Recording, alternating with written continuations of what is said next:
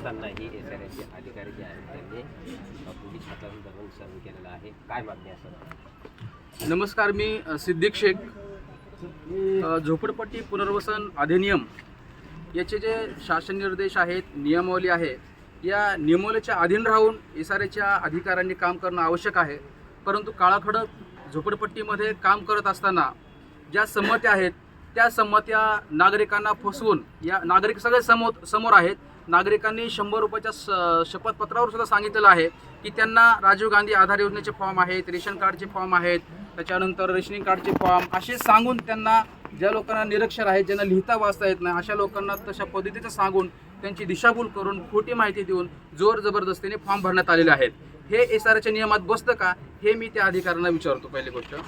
दुसरी गोष्ट आहे की असा जर विश्वासघात करणारा जर व्यक्ती, जर बिल्डर तो असेल, तर त्याची काय गॅरंटी आहे की ह्या सर्व लोकांचं तो पुनर्वसन करेल? त्याच्यामुळं या इथल्या नागरिकांचं जे म्हणणं आहे की आम्हाला विश्वासात न घेता आमची फसवणूक केलेली आहे, त्याच्यामुळेवरती त्यांच्यावरती फौजदार गुन्हे दाखल करावेत आणि एसआरए जो झालेला आहे तो रद्द करावा, एसआरएचा सर्वे रद्द करावा, अशी नागरिकांची मागणी आहे. नागरिकांनी बोलण्याप्रमाणे मी या ठिकाणी आलेलो आहे. त्याच्यामुळे नागरिकांसाठी मी किती जरी मला त्रास झाला, किती जरी मला बदनाम जरी केलं, काही जरी केलं, तर नागरिकांसाठी मी जीवाची बाजी लावून लढण्यासाठी तयार आहे. भारतीय संविधानाला मानणारे आम्ही लोक आहोत. त्याच्यामुळे जर इथल्या 1500-1600 लोकांच्या राहण्याचा प्रश्न जर उद्भवत असेल आणि चुकीच्या पद्धतीने त्यांना दादागिरी करून, पोलीस बळाचा वापर करून त्यांना जर इथं बेघर केलं जात असेल, तर त्याच्या विरोधात न्याय मागण्यासाठी आम्ही नक्कीच लढा देणार आहोत. अपना वतन संघटनेच्या वतीने आम्ही येणाऱ्या 2-4 दिवसामध्ये एसआरएच्या कार्यालयावरती मोर्चा करणार आहोत. जर एसआरएच्या अधिकाऱ्यांनी ऐकलं नाही तर आम्ही जिल्हाधिकाऱ्यांकडे मोर्चा करणार आहोत आणि त्यांनी जरी नाही ऐकलं तर आम्ही डायरेक्ट सीएमचा जो वर्षा बंगला आहे त्या वर्षा बंगल्यावरती आम्ही मोर्चा करणार आहोत. त्याच्यामध्ये आम्ही प्रामुख्याने 4 मागण्या असणार आहेत. सर्वप्रथम माझी पहिली मागणी असणार आहे की नागरिकांना विश्वासात न घेता खोटी माहिती सांगून जे चुकीचे संमती घेतलेले आहेत त्याबद्दल बिल्डरवरती फसवणुकीचा गुन्हा दाखल करण्यात यावा.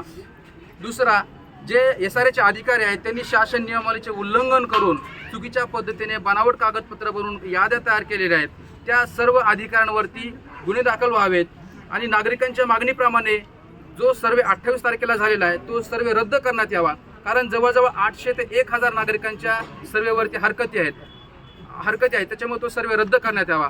आणि तिसरी मागणी आमची आहे की सर्वे नंबर 124-1 काळाखडक वाकड या ज्या जमिनीचा खरेदी विक्रीचा जो व्यवहार झालेला आहे, ती ट्रस्टची जमीन आहे, गायरांची जमीन आहे, की कशा पद्धतीने बिल्डरच्या नावावर आलेली आहे, या सर्व संदर्भात या सर्व गोष्टींची सखोल चौकशी झाली पाहिजे. आणि सर्वात महत्त्वाचा मुद्दा, या काळाखडकच्या पुनर्वसन प्रकल्पामध्ये सहभागी असलेले जे मुख्य अधिकारी एसआरएचे असतील, इतर अधिकारी असतील, नायब तहसीलदार असतील, बिल्डर असतील व इतर शासनाचे अधिकारी असतील व पोलीस सुद्धा असतील, या सर्वांच्या आर्थिक गैरव्यवहाराची ईडीमार्फत चौकशी करण्यात यावी. अशा प्रकारच्या आमच्या मागण्या आहेत. ह्या मागण्यांची दखल जर का ह्या 2-4 दिवसामध्ये घेऊन अपना वतन संघटनेला लेखी स्वरूपात कळवण्यात आले नाही तर जे आंदोलन होईल त्या सर्व आंदोलनाची जबाबदारी ही संबंधित प्रशासकीय यंत्रणेवर असेल, असा इशारा या ठिकाणी मी देतो.